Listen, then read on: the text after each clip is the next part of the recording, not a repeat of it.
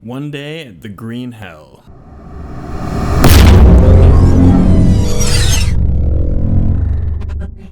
Been one heck of a week. The Nurburgring. Let's just start off with the numbers we normally start off with. Our IR went from 1268 to 1190. Our safety rating went from an A 2.88 to an A 3.5, so that one went up.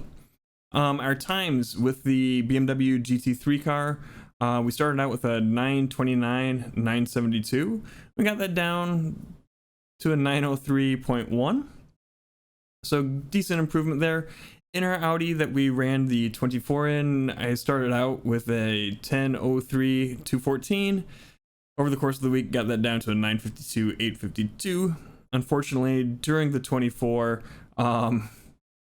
when I got in the car, it was not in the best shape, and I didn't help keep it that way. I don't think I ran under a 10-minute at all there, but we'll get into the story of our 24-hour race here in a bit. We did participate in some other series. The Fanatec GT Challenge.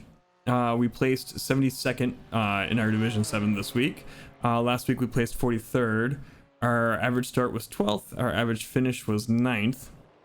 Overall this week that puts us at 18th place, up from last week where we were 23rd in the overall Division 7 championship. Our average start is still our average start's 8th and our average finish is 8th, which changed a little bit from last week. In the VRS Sprint Series, this week we placed 133rd, which is again down from last week's 101st. I'm not good at this track. Average start of 11th, average finish of 15th. Overall, we did stay at the same place in the overall championship. 29th place last week of also 29th. Average start is 13th. Our average finish is also 13th in the overall standings. We also did a fair bit of the Michelin Pilot Challenge to practice our racing of the Audi TCR for the 24-hour race. So our standings in that series are just from this week. We placed 16th in the week with an average start of 5th and average finish of 4th, which puts us in the overall standings, having only raced 1 week at 20th place in that Division 7 championship, which is pretty good considering we've only done the 1 week. Which again, average start of 5th and average finish of 4th, because this is the only week we've done that. And now on to the tale of our 24 hours of Nurburgring run. Our team consisted of myself. I'm gonna butcher his last name and I apologize. Peter Porzacek, or Wise on Twitch. Sean Watson or Hexen Rensport here on YouTube. Andrew Bena or Crashro Maldonado on Twitch. Brandon Hagaman, Tony Roma, and Zachary Doig. I don't know if those guys have anything that they want me to link to. I'll put it down below in the show notes. Everybody's links for their stuff if they get something to me. Well, we started out with Peter. He's probably one of our quickest drivers in the car. He was doing pretty well until we found out that he had the computer set up to have too many cars on track at a time, and it was causing his car to lag out and be invisible to pretty much all the other cars, which wasn't so much of a problem until the GT3 class cars started catching up with him. Our TCR was the slowest class car. So when the GT3 cars caught up to him, they couldn't see him. And well, this happened. Yeah, you're like super fast blinking. So yeah, stay to the right because he's gonna be freaked out. Oh, stay to the left. you see him, right? Jesus Christ. Stay between the lines. I didn't want to swerve in front of him. Well, he can't see you. Doesn't matter. Do whatever you want. So We'll need to pit for repairs. you got the meatball pit for repairs. What happened?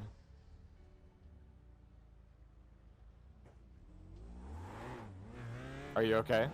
Oh, he drove through me. Oh my god, I gotta get off track. These guys don't see me at all. Shit.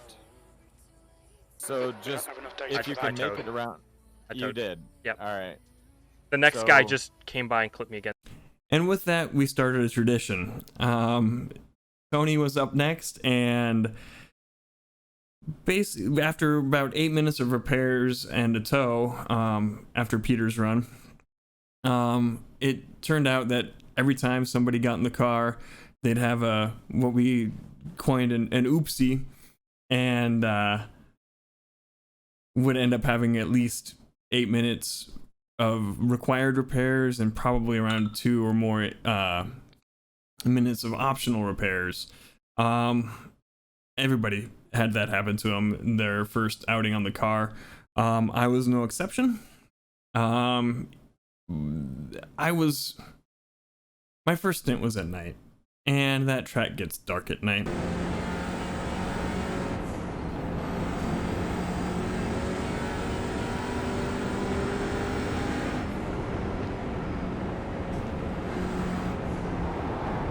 Man, I just switched to your cockpit cam, and I gotta say, it's scarier than I thought. Yeah, yeah. Yeah, if you want to go turn some practice laps, it's fine. Like really dark. And like on one of my first laps out, I had a little rallycross moment happen. When those faster cars are coming up behind you, it gets a little scary, especially when you can't really see the track ahead of you. A blue You got flag. another car, he's on the same lap as us, but he's upper class. Looking aggressive.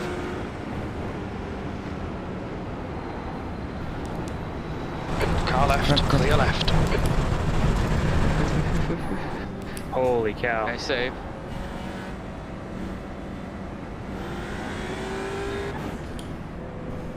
Are we sticking to our schedule? Am I in after you? Up to you guys. Peter's up next.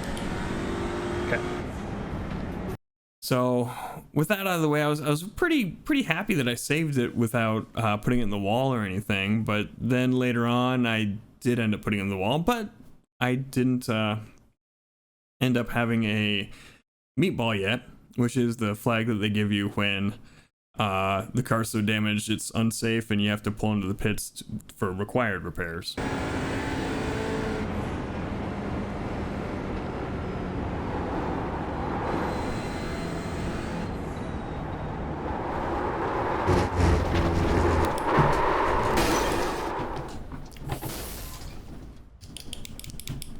There's a car coming in 5 seconds. Let him pass that ticket. 2 cars actually, and then a gap. Okay, all clear. But later on my second to last lap, I did have my oopsie. Yeah, I just went out and did another test session and was down into a 934. Well, this car's Not not this quite. car. Yeah. Oh no! You got a couple seconds. I would wait. Shit. Okay, you're clear there. Just let these guys pass before you rejoin. There's 3 cars. We've been called into the pits by the stewards for repairs. Meatball. Ah, bummer. Okay. Okay, you're clear. See. So that was the end of my first stint. Before that, at a certain point, no, after it was after that. I'm sorry. Well, and just to kind of go back, I knew I was going to be slow, but through that whole first stint at night, I was going to be so happy if I had broken the tradition of everyone having their little 8 minutes of repair required.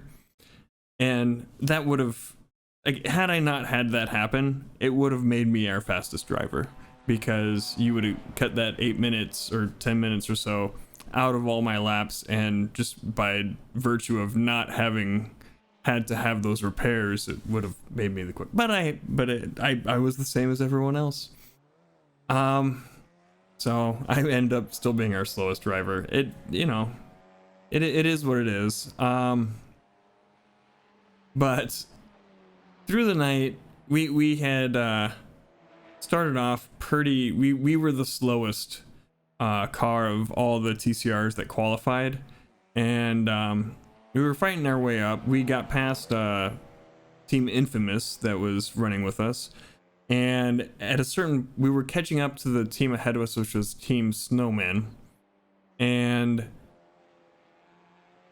eventually, throughout the night, I think Tony was the one who eventually overtook them, and they had their poor driver Kenneth really had a tough time. He put their car on the roof, but they had some really fast drivers, and their damage apparently wasn't slowing them down as much as ours was.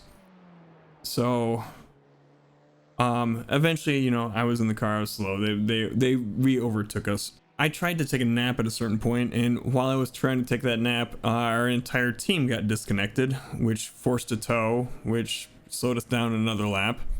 But then we kept going, and like I said, Tony got us back around ahead of Team Snowman, and then eventually around morning, real life, pretty far into the morning, game time, after I had done my second stint, which went a lot better being able to see.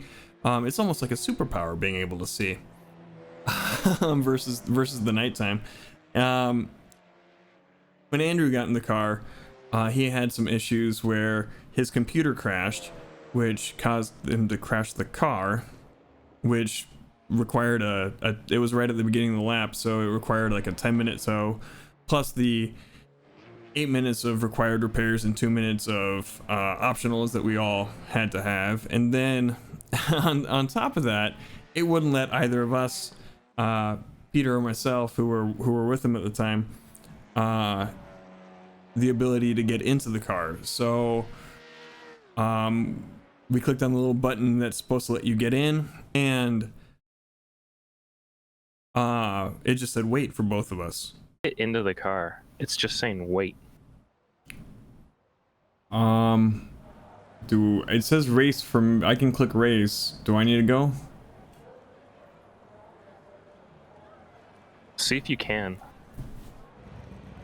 I clicked on race and it just switched to wait. Same. So I rebooted my client again. Give it a shot. Oh, Hey, I see bingo. you. All right. I see you in the Race. car. Okay, Do sweet. you want me to get out and you drive, Yeah, or see if you can get out and I can get in. go for it? Nope, it's still wait for me. Okay, so you go and drive and I'll reboot mine now. That's frustrating. Thanks, iRacing. Looks like you're clear on the pit exit. And Peter waited to see if it would eventually let him in. Rebooting the client seemed to do the job, so I took off for a lap while Peter waited for his client to reboot. And by the time that I had finished my lap, his computer had just rebooted. We decided to have me pit since I was really tired at that point, and he had actually been able to take his nap. I couldn't sleep. He's a quicker driver than me anyway, so I went in, saving us that time from sitting in the pits waiting for him to reload the game client. So then pretty much from that point forward, we didn't have any major issues, but we were 2 laps down from the next team, and quite a bit slower. Just, I don't think our car was capable of keeping up the speeds. But what we did end up doing was, even with all those things that we went up against, we ended up doing placing 4th of 7th in our class, the TCRs, the slowest of all the classes that were in. There were GT3 cars, which were the fastest, Porsche Cup cars, which were the next fastest, GT4 cars, and then the TCRs, which we were driving.